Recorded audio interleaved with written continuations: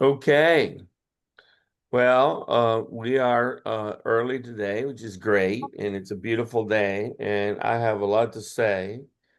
The weather is, at least in Austin, is spectacular. It's cooling down. It's 88 degrees, so we're not in the 90s anymore, and it's beautiful, looking great.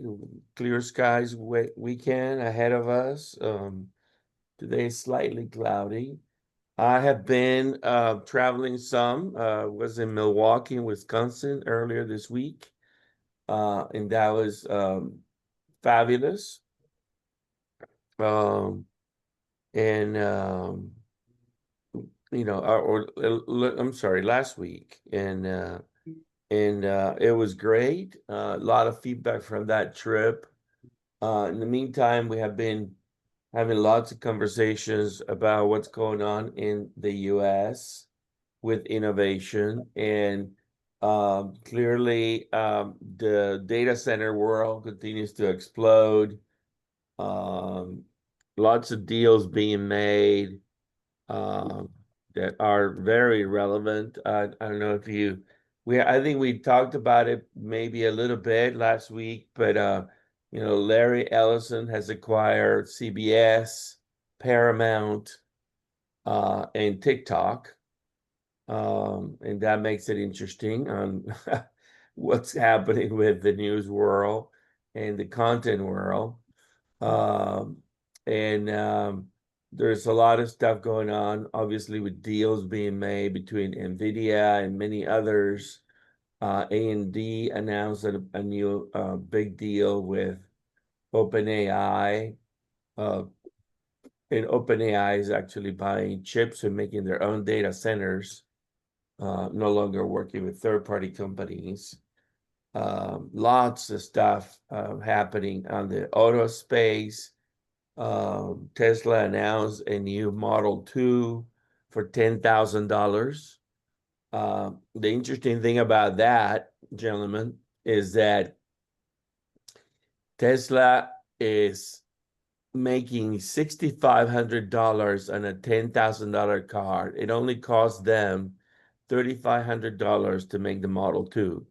It is a four-wheel traction vehicle, two motors, one in the front axle, one in the rear axle, making the four wheels move. It has um, a significant distance range of 350 miles. So all for 10 grand. Uh, the car is supposed to come out at the beginning of next year. It is definitely a game changer if that car comes out. And then Tesla also announced a new Model Y and with the price tag of $39,000. So it's fascinating to me what he's achieving and how the manufacturing innovation that is happening there is tremendous. Um, Lots of stuff going on batteries, new battery companies with sodium sulfate and other chemistries coming out. And in general, the grid is looking good. ERCOT signed a deal with GE to do an experiment on using uh, GE's Grid OS to try to control the grid in a new way. Um, and lots of stuff going on. So we get rolling, though, and even though I already give you a brief of what I think is going to be happening, let's have our own John Sibley Butler play some music. Goodbye to Texas University. So long to the orange and white. And it's good luck to the dear old Texas Aggies. They are the ones who show the real old fight. The eyes of Texas are up on you. That is the song they sing so well. Sounds like hell. So good luck to the dear old Texas Aggies. We gonna be the All That's right. very good. All right. Excellent. Johnny, good job. Yeah, you know, So, praise. John Butler, you heard my opening. What are your thoughts? Well, I think, in terms of if I were to be like AI, I would say that whenever there's great technological change, there's a lot of coming together and a lot of acquisition of companies, and it has to do with the technology itself. And of course, the technology tends to gather like companies, and the old companies who are behind the technologies tend to purchase the new companies if they have the capital. We know that in our modern method of capitalism, the most important thing for surviving what Schumpeter called creative destruction was capital. With no capital, you cannot continue in the future. So, from a theoretical point of view, I would say, hey, the theory is going just right. You would expect for people who were struggling with their technology or who were struggling in a certain kind of industry to purchase a new kind of technology. And of course, we're in the situation now of another, oligarchs where there's a lot of wealth. The first one was the Civil War that we fought a civil war over, the Southern oligarchs, and they own most of the wealth in the South. And the second one's in the 1930s and the Rockefellers and et cetera, which FDR took on. And now I think we're in our third oligarchs kind of deal. So new technologies have always brought about great uh, new companies and the mass concentration of wealth. So I think that's happening now in a market economy. And the big difference now is we have a competitor, which is China, and that's what's different between now and in the 1930s and and also the 1940s. So I would say that the other thing I would say is that the technology is moving along, as you said. The world is definitely understand what's going on, but it's being done in a different kind of political arena. I think for the first time, the political arena is quite different in the sense that the Republican Party has become the Workers' Party. So I think there's been a flip there, where the Republican Party traditionally was seen the party of wealth, the party of big business, and et cetera. And I think the president has switched the Republican Party to the Workers' Party and brought the workers together under the guise of a better future for America, which goes kind of counter to what the traditional wealth party of Republicans were. In other words, the working party now is the Republican Party rather than the quote Democratic Party. And I also think that philosophically they are kind of converging in lots of ways. But the big thing for us is the future of technology, the future of learning. What will the country look like in 100 years? What will it like in 50 years? Where will the new knowledge come from? What is the result of what's going on with the academies now? So it's a lot of stuff going on. And remember this, Andreas, and I say it again, wealth, wealth, new technologies, automobiles, the oil industry, the airline industry starts with technology and inventions and not management, accounting, and finance. Hmm. It is what the engineers do in their laboratories. It is what individual people do at home and invent in their own home laboratories. And I think in the last 50 years, we have flipped that on our future generations. We have failed to understand, and I taught in China, and when I was in China, 70% of the kids, if they were in college, were majoring in the sciences, Hmm. which included the social sciences. They were majoring in engineering, biology, chemistry, psychology, sociology, economics, computer science. But in America, everybody's kids want to major in business. But the reality is that where we are today, whether it's the invention of the railroads, whether it's the invention of flight or the application of flight, whether it is computer science, it's all based on what science did. It's not based on, and the biggest one, of course, is agriculture. And so I think there's been a philosophical flip, if you will, on the expectations. And now we find ourselves with lots of kids majoring in business. But I'll say this, the great majority of our scientists have been immigrants.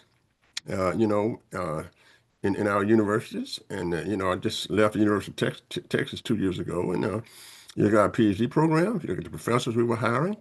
They were newcomers from America. They were from Russia. They were from Nigeria. They were from China. They were from India. And so I think, we have to line up philosophically about who we are again and what we want to be. At one time, we knew that science and technology would guide the wealth. We knew that defeating, when we won World War II, it was the ability for America to mass produce science and technology. We might call them tanks, and we might call them airplanes, but it was based on science. So there's a lot going on. Absolutely. Llewellyn King, what say you?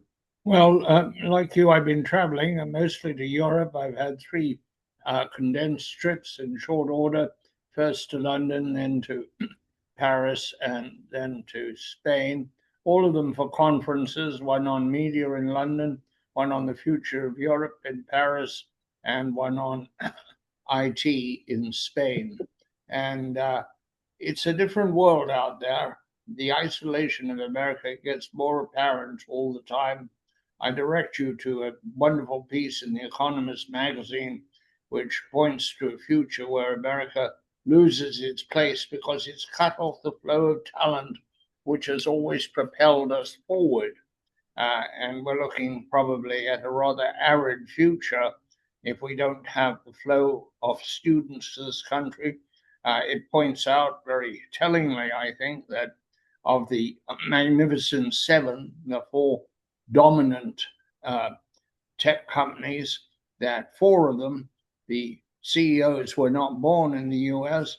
I've done, as you know, a lot of reporting on AI. I've been all over the country and all over the world. And increasingly, it's not something that Americans own. It's something that people who want to be Americans own. And if we cut off the flow of immigration or make it very unattractive, we're cutting ourselves off from talent, and there will be growth elsewhere. Certainly, the European universities are licking their chops, looking forward to what they believe will be an inflow of talent from around the globe that would otherwise have come to the US. We're also, of course, there's a shortage of low-grade labor, people who pluck chickens, for example, and qualified labor, people who build houses, so that we are creating problems for ourselves very, very rapidly. And I think that's a great tragedy. AI is taking over the world. It is attacking employment in the upper tiers, the comfortable classes. You could say the white collar classes. I would call them the comfortable classes. They're losing jobs, and coming out of universities, they're not getting the jobs.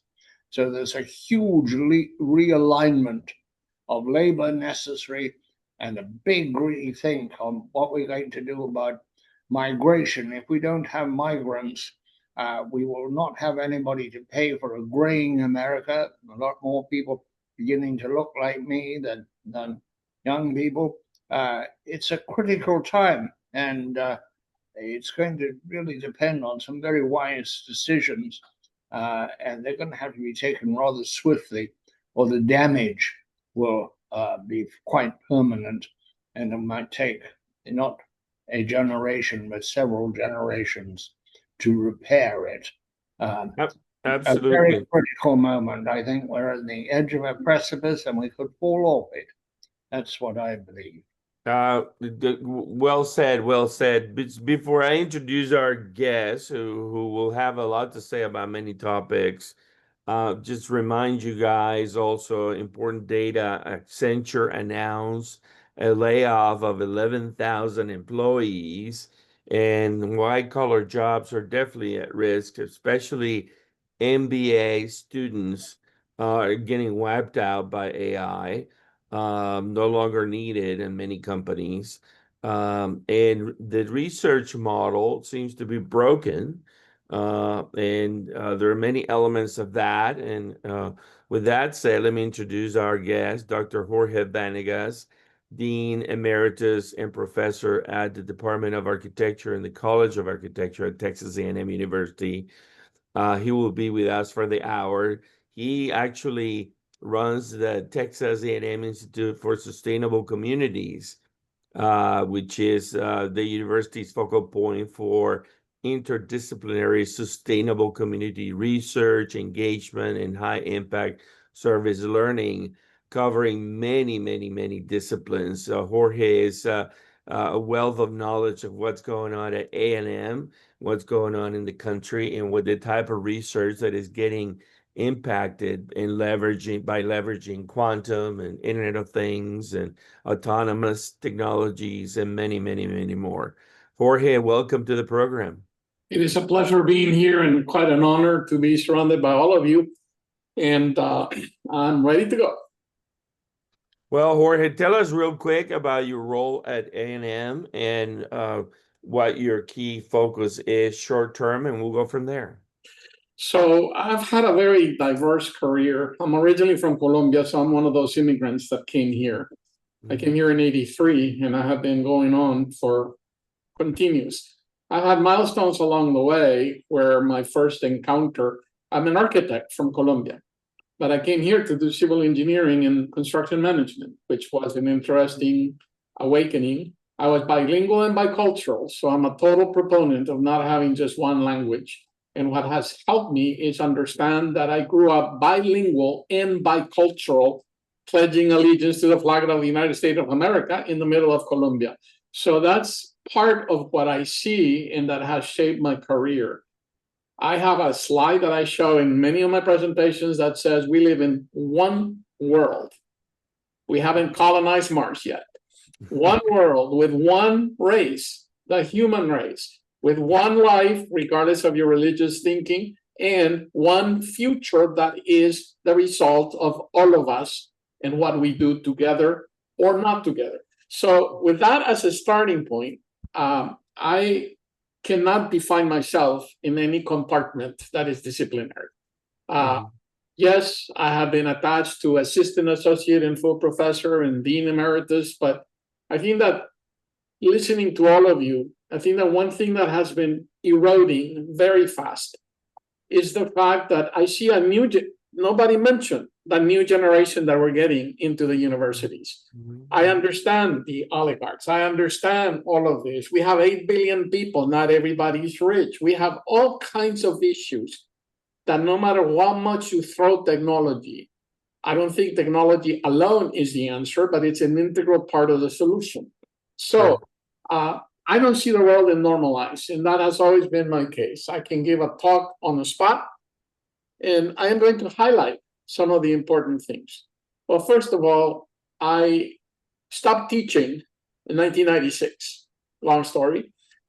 I am a designer of learning experiences, and I have been teaching, even as dean for so long, a course that is tackling what I see some of the troubling trends, regardless of citizenship, regardless of culture or ethnicity or color. I don't care. I think that we're eliminating two fundamental pillars that have driven humanity all the time. Number one is curiosity. I don't see kids being curious anymore. They just want to be told what to do in the test or what to do in the project. I think curiosity is one of the most important things that have led us to do what we're doing. But without the second component, which is imagination, okay, we're killing that as well. I have a course that teaches students from all colleges, and it begins by one of the assignments is invent something that does not exist. Oh, I don't know what to invent. I don't know what to invent. Open your eyes, look around, and everything is a potential source of imagination and curiosity. So how do you package that? And that's where it starts getting close to what you're talking about, the technology. Well, first of all, not all thinking is the same. And when you have creative thinking, it's completely different than innovative thinking, completely different to design thinking, completely different to entrepreneurial thinking. So for a second, imagine those 4 points, a triangle in the base, a point in the top, and you have a pyramid that is completely equilateral. What's in the middle? The fuel of curiosity and imagination feeding each one of those. But in the world we live today, You have another very important thinking, which you already addressed. It's about digital thinking. It's not about developing a new technology. It's how that technology is going to influence and affect the way we think and operate. AI is a good example, but beyond AI, there are many things in the horizon. So when you have that digital thinking, it becomes a very big cloud over that triangular pyramid floating in space. And the last thing I'm going to say about that is that I see two more things missing today: critical thinking and systems thinking. So what I have in my class is a gumbo of thinking in which you do not blend them like a fondue, but rather keep each one there, because it's the collective interaction of all of that that actually makes a difference. Right. That's the preamble on what my background has been. I don't want to talk about a CV that's long enough. I've had all the positions, assistant, but my biggest reward in life has been interacting with people that always teach me something. And that's how. Well, let's see if we can I unpack like. that. When my dad had dropped me off to college, he said, "Don't let college take your imagination from you and your creativity." That's why you turn out the way you are, John Sibley Butler. Well, what I think college does do, it is, theoretically, it puts you in a Newtonian box where that is the world. And what has changed, I think, is that box now has been more defined as let us go to school and let them teach you how to do this and how to operate and get a job in society. I think turning colleges into trade schools was the worst thing that we ever did. I think trade schools are great. In high school, I had shop, I had home economics, I had everything, but I think there's a difference. And I also think that from an economic point of view, traditionally, I mean, when I was in school, the kids who went to college were the kids who could afford it. If you couldn't afford it, you went to trade school, okay? And what that meant was that when I went to college, I knew I had a job because we had the connections when I finished. I think that's what the Ivy League is based on. So it doesn't matter what you major in at Brown, you can major in psychedelics, whatever, and go to Wall Street because you're connected to the families. So I think it's very important for us to understand the nature of how college has changed. It has broadened out. But I tell you what, in 1950, unless your parents you didn't go to college unless they were merchant. Just look at the data, right? And then when you finish college, why did you go to college? To join a club, join a fraternity, join a sorority, get connected, go to football games, have a good time, and then your parents will put you in a job and you will learn to do. Or you might have gone to trade school right after college, right?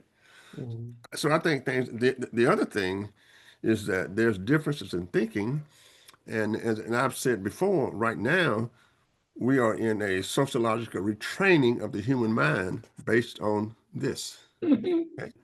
So we stop and say, what is social physics? We call it social physics. It is the whole idea that human beings have to be trained sociologically of how to interact. Now we have the cloud economy, and everything I need is right here in my hand. And by the way, it used to be from 8 to 5. Now it's going to get 24/7. It's going to get medical. You're going to go here for therapy. You're going to go here for everything that you need. Now, what's interesting about that, it's all on the cloud. We're in a cloud economy. There are 5 or 6 big companies. So we are now in a cloud capitalism. We're not, and the wealth will be created with cloud capitalism, as I said to Andreas. I can develop a company now, $1 billion company, with no employees. I don't need any employees. All right. So the fight now would be on the cloud itself. Oh, and by the way, Professor, this is the first initiative of the new technology. In 5 years, what we're doing now will be obsolete. Absolutely. So I think that, but as we look at training, I would say that my education started in my house, in my home with my parents, whether it's music, whether it's guitar, and everybody had to have an encyclopedia. Okay. And again, that tended to go on economic lines. We cannot confuse college with the movement of society. Our trade schools have made great contributions. That is, if you look at Henry Ford, came from the farm, had a knack for engineering, went to trade schools, understood. If you look at the Wright brothers, had a bicycle shop. So knowledge and know-how comes from everywhere, and we cannot codify it and say it's only coming from the universities. What we said and what happened was somewhere along the way, if you don't have a college education, you can't do X, Y, and Z. That started in about the 1960s or the 1970s. Okay. As a college professor, I also saw the background of the kids change, right? And I thought that was very, very interesting. But you know, when I got to UT, most kids at UT were second, third, fourth generation college graduates, right? And then, of course, they start bringing in other college graduates, and I think that as Llewellyn said, we have always been enriched with our immigrant kids, especially in the sciences, right? And especially also in the philosophical sciences. And let me just end with this. I've always thought that understanding ancient philosophy was just as important as understanding physics, which I think is lost now. I thought that reading and understanding Machiavelli was just as important as the sciences. So we're in an interesting situation. And we now, for the first time in my life, we have a competitor. What that means, Jorge, is this. I think people look to America for modernization. We call it modernity in the research. I think that South America will now look at China and say, if they can do it, we can do it. I think Africa, certain African countries will look at China and say, if they can do it, we can do it. And so the model for modernity now is switching from America to China. And I think what the Chinese have done is to embrace it. They're recruiting our scientists.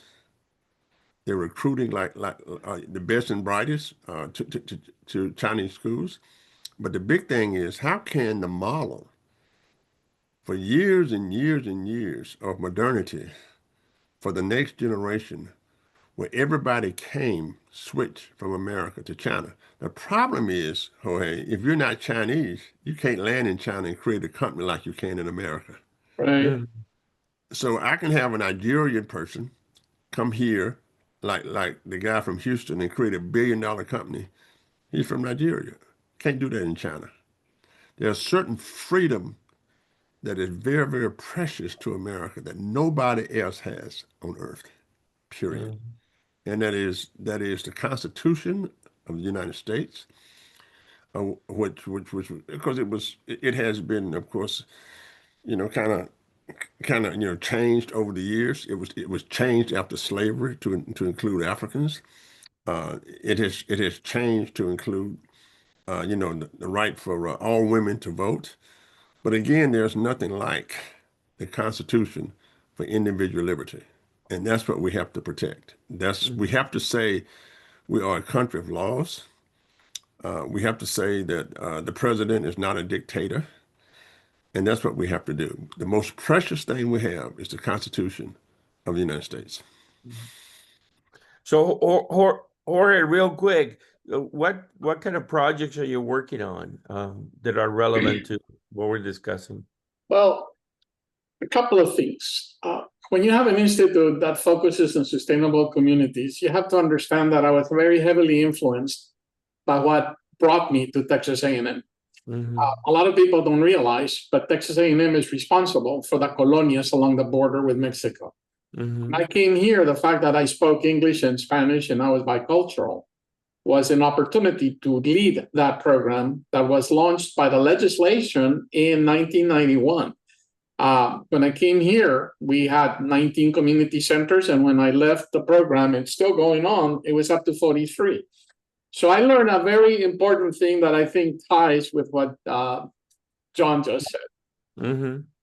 For me, what I'm doing right now has three things in the middle of what I'm doing. I don't care what it is. It could be the development of new technology or a project for resilience or a project for green something. I don't care about that.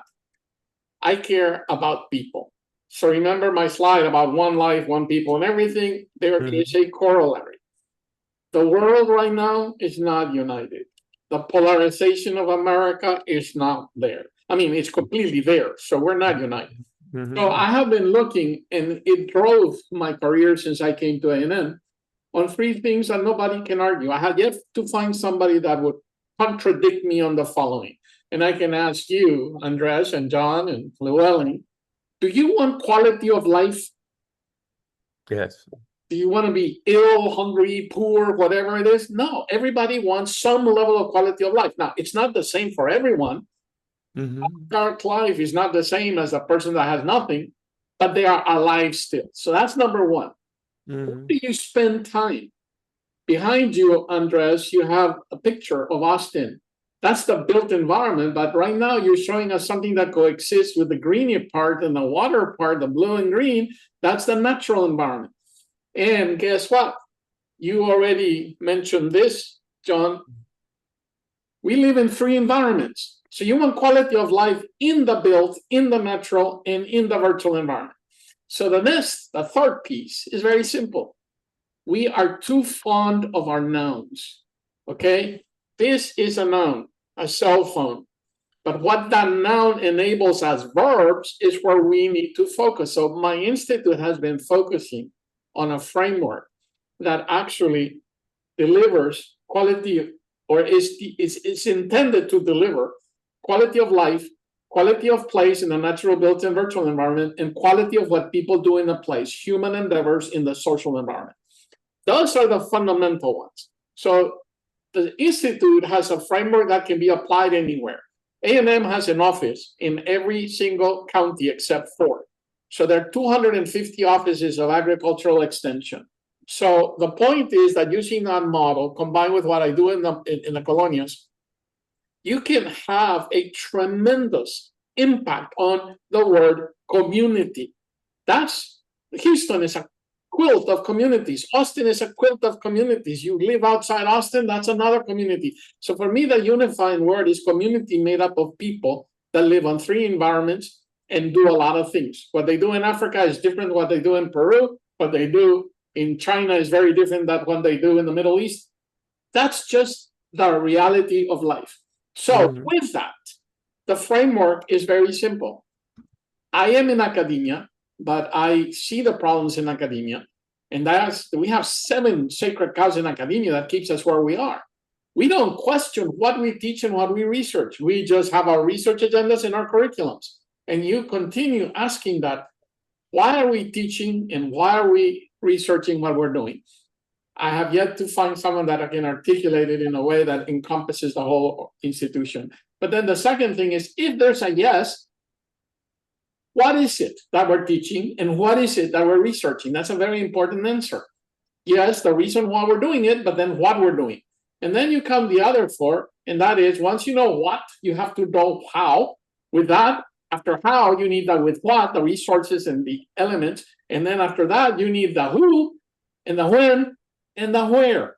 So when you look at those 7 things coming up, I want a model that completely puts it upside down. Because in a community, you have the best laboratory for all of that. A community will need learning. They don't need somebody to pontificate. I'm here from the government. I'm here to teach you all these things. No. You need to unleash the internal capacity, the agency of communities to deal with their problems. We don't need handouts. We don't need subsidies. We don't need that if you really tap into that raw power of what a human being can do. So with that said, the framework is very simple. In the middle, and you can imagine this, I like to make you imagine, you have 3 circles that intersect.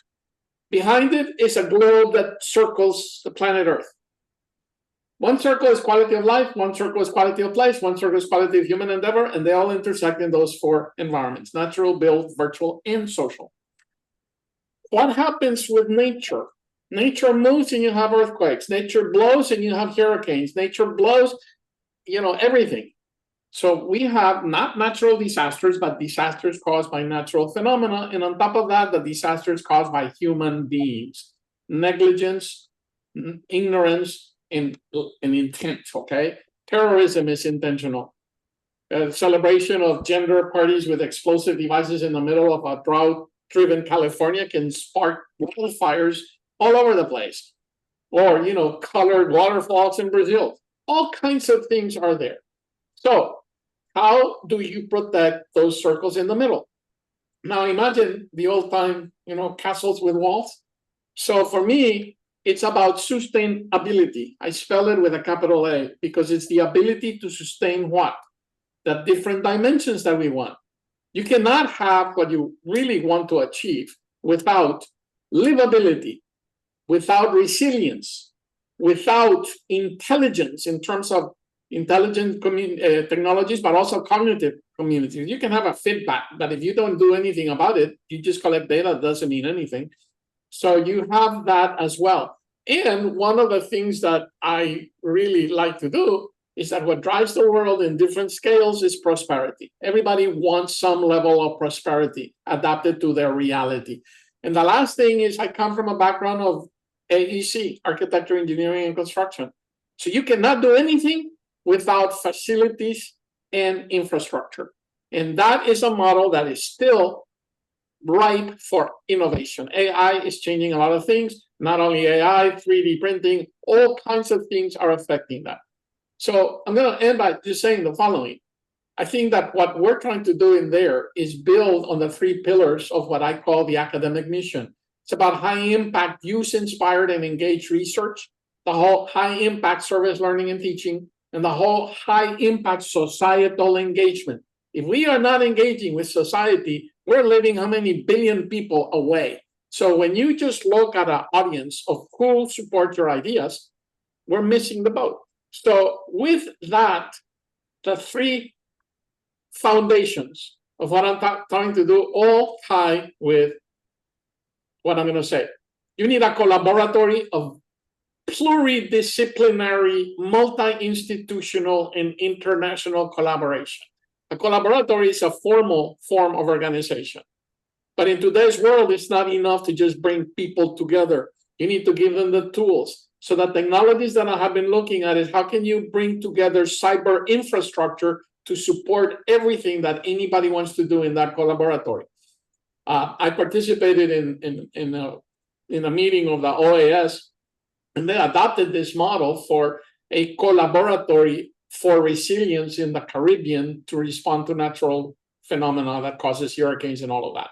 So you have those 2 pieces. And then the third one is, before the Webb telescope and the Hubble went up there, yeah, we knew that there were a lot of stars and planets and galaxies. Today, we can actually see them in a very different light. The third piece is also technology enabled, and that is an observatory of applied and actionable knowledge. You know how many papers get published a year that nobody reads except the peer reviewers and the subscription to the journals? How many books get published? How much knowledge, quote, quote, is in the internet? That's the problem. We are full of content that we cannot even process.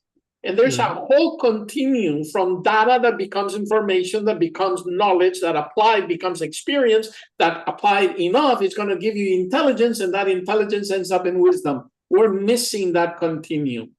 So I feel very strongly that we are on the verge of looking at technology, of looking at people, even people that don't have a high school degree, at the essence of what their brains can do if you nurture the right type of things. So I'm on a Don Quixote quest, and the giant windmills are of every sort and possibility.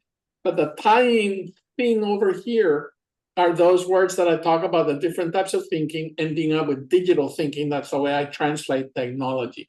Yeah. So absolute last thing I'm going to say is you've all heard about the blue collars and the white collars, right?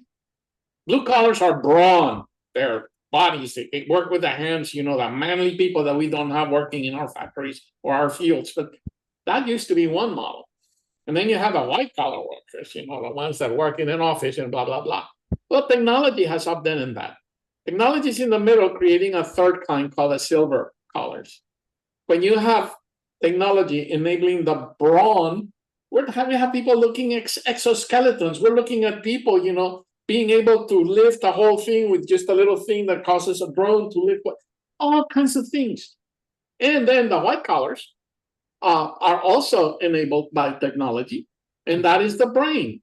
Brain on steroids when they actually know how to use AI and don't let AI replace them. So I operate in this world, so that's what keeps me alive and dreaming every day.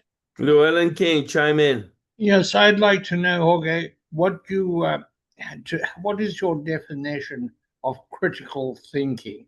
People throw it around a lot. I'm curious as to how you define it. I frankly do not know what is meant by I don't know how many books on critical thinking I've read. For me, critical thinking is the ability to react to something that you see in front of you, whether said or read or explored in a laboratory, and being able to apply judgment based. It's very varied. Your critical thinking may be completely different to mine. So it is not one single thing, which is part of the problem that I see in academia. We tend to use words that are applied unilaterally to everyone. A rubric, it is. No, for me, critical thinking is the essence that allows human beings to be able to make decisions based on the reality that they have in a way that is consistent to that. Your critical thinking may not be like mine, but it's both critical thinking. Okay.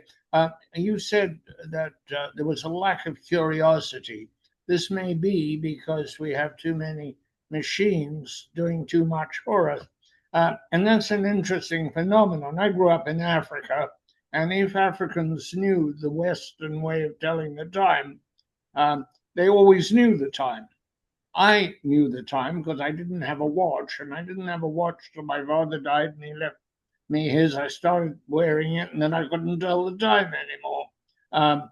My wife, who had a superb sense of direction, we got GPS, and she doesn't have a superb sense of direction anymore. But this doesn't bother me too much because human beings are very adaptive and adapt remarkably quickly. I, for example, have always thought that the epitome, in some ways, of a Renaissance man was a small farmer. He knew everything. He could tell you whether a cow was sick and whether that animal would recover. He could test the soil by putting his finger in it and on his tongue. He didn't have to have a machine to tell the pH value of the soil. He was a pretty good weather forecaster, and he knew a great deal about a lot of things because he was obliged to. Nowadays, a farmer is entirely dependent on technology, on scales, on measures. So the natural ability, the ability to do critical thinking in that world has gone. But there are new worlds and new pressures. I do think that education should be examined. I, by the way, am a high school dropout. I've not been to university, although I have lectured at a lot of universities.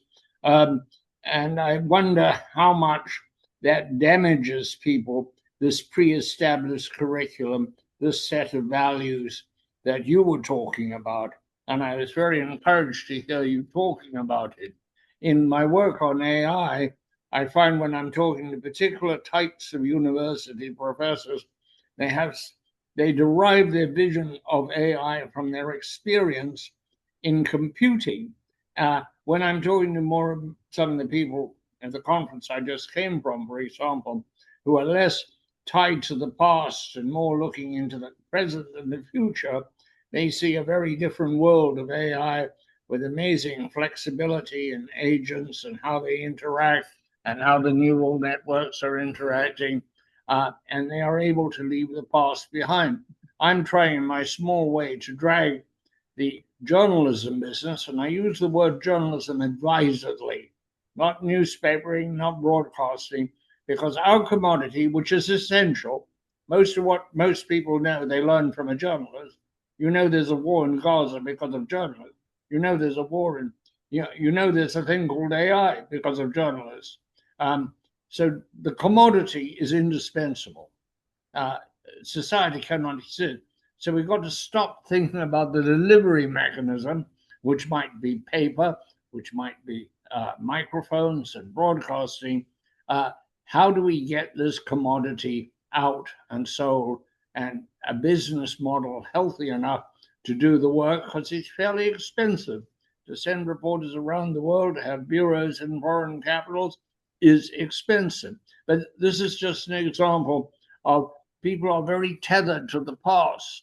I have, as an immigrant, I left Africa, went to Europe, went from Europe to New York and America, and I've looked at why immigrants have such success, and they really do. You look at the number of millionaires in England that have come from India; it's astounding. And the reason, I think, is that they are not tethered to the society they find. So, in a sense, they can pick, and you can speak to this, I'm sure. They can pick and choose rather than being bound up. And I remember talking to one of the great editors of Fleet Street, Herbert Gunn, 60 years ago, and he totally agreed with this. I said, why are there so many Australians doing so well in British journalism? And we concluded it was because we were not tied to that culture, but we could appraise it and therefore prosper in it. I think you said something very important, that going back to your question about critical thinking, is that we have so much in front of us, people making claims, people arguing for this, people saying, oh, look at my perspective, and somebody says, no, look at my perspective. And then you have those that make judgment. Oh, no, what you're saying is wrong, and whatever it is. I think that critical thinking is questioning at the core of who you are, and questioning and evaluating whatever it is that you're seeing, whether it's data or information or a piece of knowledge or an experience of lessons learned, whatever it may be. And I think that that's what creates a dynamic interchange of people. The passivity of students that believe that this browser search gives them knowledge is wrong. They only have content. So there was a McKinsey report that made an impact on me. And that's why I'm so much into the cognitive skills that we need to do. We don't need content. We are drowning in content. What we need is the skills to take that content somewhere, whether it's on the creative side, whether it's on the applied side, whether it's on the invention side. It doesn't matter. It's about the skills. And the 4 skills that came up that I think are, in a way, endangered species, begin with cognitive skills. How are we learning? Kids don't want to learn, they want to be taught. Tell me what to do to get the A, Dr. Vanegas. And that's not how I teach. I don't teach. I create the opportunity. The second one is interpersonal skills. We don't know how to get along with people. And students don't know. They can be on a table with 4 friends and each one is texting the other one. That's not interpersonal skills. And then the third one is the whole communication, which is really weird. I just attended a class this morning that made me shiver because everything was in the language, bro, and this and that, completely bad. And then the last one is that in addition to communication and cognitive skills and interpersonal skills, you need to have self-leadership. You need to have self-confidence. You need to have self-reliance, and you need to have self-accountability. That's the cornerstone of all of us that believe in lifelong learning. I learn every day, and I will not stop until my heart stops beating. I have a final question, and that is architecture. Why don't we build pretty buildings anymore? I'm speaking to you from an old mill in New England, and it's an extraordinary piece of architecture. And there are others that are even better. Downtown in Providence is an old gas plant, which is good to look at. It's got stacks, it's got everything for the industrial purpose, but it's good to look at. On the Chesapeake Bay, there's a Calvert Cliffs nuclear power plant welded into the hills. You can hardly see it, and when you come up on it, you have to do it in a boat. It looks like a concert hall. But suddenly we seem to have lost the ability. We're not seeing the equivalent of the Nash terraces or the Avenue Foch or any of the great architectural work, which was going full bent in the 19th century and seems to have gotten lost in the 20th and 21st centuries. Comment, please. I live in that world right now. And if I were to answer in a public forum, I would probably be tarred and feathered, because the culture of architecture. It'll make good television. Go ahead. Yeah, well, the culture of architecture tends to be centered about this idea of the design studio. Real thing. One of the first conferences I attended when I moved from engineering to architecture was at Oxford. And the question, because it was the opening debate, is do we really need schools of architecture? And that was a debate between a practitioner and the academic. The academic won the debate. But the most telling thing of that was the president of RIBA at the time, the Royal Institute of British Architects, saying that the best model for architecture education, we don't need to change it. It's a master apprentice program that you have in a design studio. So you have a master architect illuminating all these minds. And I think that the extra, I don't know, attention that some star architects get, you know, their names that do good things, but I don't think we have lost. And I see it through what the students are doing. We have lost what you're talking about.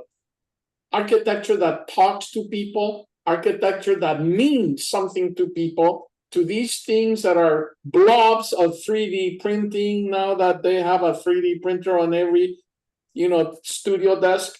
I think that that's what I'm talking about, shifting the purpose of education. Not so much on here I am, I'm going to tell you all I know, you have an empty brain and I'm going to fill it with my knowledge, into something completely different where a student and a professor are actually partners in the whole creation process. That's my opinion on that. I hate to mention an Englishman in front of John Sibley Butler, who is totally enthralled with dead Germans in the philosophical world. But Winston Churchill did say, we shape buildings and then they shaped us. Yeah, I know. That's quite profound in my view. If you're living in a hovel, it's much harder to dream a great dream, I think. You can, but I suspect it. I know it's. Well, let me see if I can bring some order to this conversation. You know, me and you, we are professors, and we were given a gift by Western civilization, which is observation. That is, if we can't see it, it's not there. And that observation was, let us take everything about the world and divide it into disciplines. So we need to observe. We know, for example, that the pyramids were built with all of the loading stuff, but, you know, and it predated mathematics. But what we have done is to go back and say, we need to have the proof of how the pyramids were built. We need to have the proof of how the Golden Gate Bridge was built. And so the sciences came about as observations. And we bring students in, and we would say, no matter what you think, unless you observe it, and it goes through the scientific method, it's just not true. That is medicine. That is architecture. That is everything that we do. Well, what has happened now, there are new truths now. It's just not what appears in the encyclopedia. It's what appears on your telephone. And you can see it and so therefore the new reality is not the reality that professors provide all of the time. It might be the reality that Whole Foods provide and supplements rather than medicine. But I miss from my college days the arguing, the debates. We had a free speech alley. All that is gone. You know, we had something, and I'm thinking about writing a book, and it'll go like this. Sticks and stones might break my bones, but talk don't bother me. You don't hear that anymore. Yeah. Who cares about what you say? The question is, how can we come to the truth with the gift that Western civilization, nobody but Western civilization did this now. The great ancient civilizations didn't do it. Egypt didn't do it. The ancient civilization of China didn't do it. It was Western civilization who said the truth would come from the data. And we're going to separate that from philosophy. We have a lot of philosophy now with no voice. And what you just mentioned, all of the stuff that we have, all of the content needs a voice. I'm the best equation writer in the world, but how do I give a voice to the data? Yeah. And that's why AI cannot replace the voice. Now, I don't know why. I'm a musician. I play in all kinds of bands. I don't know where I came from. I mean, I got people, Andreas could pick up a guitar for 40 years and never learn. But John, funny that you use the word voice, because I was asked something along those lines not too long ago. And I came up with something that I truly believe. we all have 4 dimensions, different ways. But you have your mental dimension, your emotional dimension, your physical dimension, and your spiritual dimension, depending on what you believe in. Mm-hmm. Each one of them has a different voice, and each one projects differently. There is a saying in one of our Memorial Student Center that I always like from Maya Angelou that goes back to something that Llewellyn also mentioned, and that is, it doesn't matter what you say to me, it doesn't matter what you do to me, it's how you make me feel. And I think that we're forgetting that we have to project feelings into whatever it is. You know, that's what Schopenhauer said, another dead German, one of my heroes. Schopenhauer said that. But right, Llewellyn, you know, Schopenhauer, you know, Llewellyn put his little knife, because I like to read dead Germans, you know, he just stabs me in the back very quietly. Oh, you like to quote them. I don't know. Very quietly. But I could argue with you about the impact of we have all of this data. We have to give voice to this content. And what I do is I do it through equations. Other people might do it through art. And remember, Einstein could not write his name. He could not interpret the great books of art, but he knew something about equation, and he was interested in how rocks move. I have no interest in how rocks fall. It doesn't interest me. What interests me is what human beings do, right? I mean, physics is fine, but I think but anyway, but how do we give voice to all of this data? And you give voice to all of this data by learning how to give voice. The voice that I might give to data might have been discovered in 20,000 I just finished a paper that went back to 2000 BC that I sent my colleagues. Llewellyn hadn't responded to it, about immigrant entrepreneurship. I just look at the patterns of life. And whether it's business or whatever it is, if you don't read and understand, the patterns are not going to come to you. You can't give a voice to all the data that we have. So I can show you all of the equations, but what's the voice? What does it say? What does it say to the world? That's a good point. And you just mentioned something else that I just recall. One of the things I try to get students to realize is because we live in very chaotic times, okay? There are a whole alphabet soup of VUCA and BANI and RUPT and all kinds of things, each one standing for something that is making the world more complicated. So I ask this question. There are people in the world that want total order and reliability, correct? What is the opposite of total order and reliability? Chaos. That's what normally people say, and it's the wrong answer. Because chaos, if you look at fractal theory and all kinds of things, there's order in chaos. And there's a lot of things that happen in chaos. But the opposite of the reliability is total randomness and total entropy. So you have the two extremes. Chaos is the middle of life. Life is chaotic, and life is not going to become orderly or totally randomized. What comes out of chaos? Emergence. And that for me is what drives my quest for innovation and doing new things, because out of chaos comes some of the best ideas. If you do that history of what you're talking about discoveries many, many centuries ago, probably a lot of them came up. You know, the Renaissance in response to what happened before, all inventors have had their own realities. I think that we need to reconnect with that human trait that says some things can be possible. And emergence, I love that concept, but it's very elusive for kids today. So I'm on a quest to see what I can do. Have fun along the way, though. That's my constant. Yep. Good.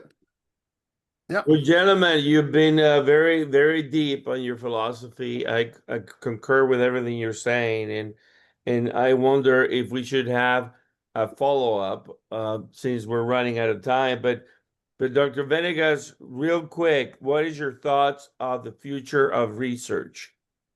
The future of research cannot be dictated by things on people with positions of power.